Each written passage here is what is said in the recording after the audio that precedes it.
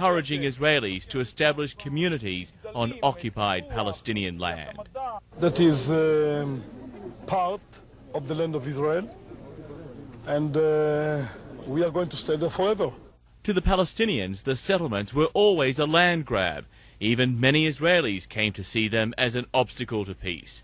But Sharon pushed on. First time I ever met him was on a settlement in 1979 in the West Bank, where he came roaring up the hill in a Jeep, pulled out his maps, he loves maps, and started talking about security. And he said, if you raise a child so that he knows every valley and every hill and every spring and every stone, he will consider the land his, and he'll fight to defend it. And when Palestinians claimed East Jerusalem as a future capital, Jerusalem will never be negotiated.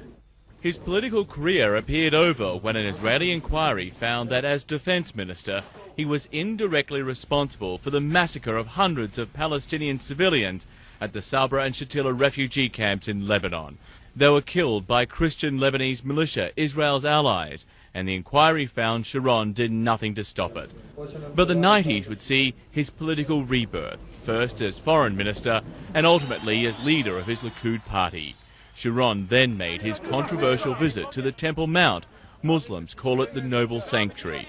It is sacred to both.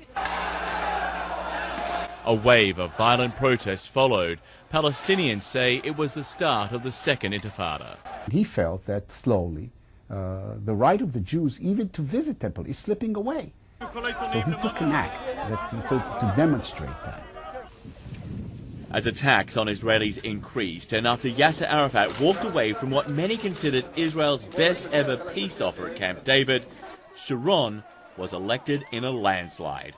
Later, he was asked how he made such a stunning comeback from the political grave. Maybe they tried to bury me too early. And maybe not deep enough. What can I tell you?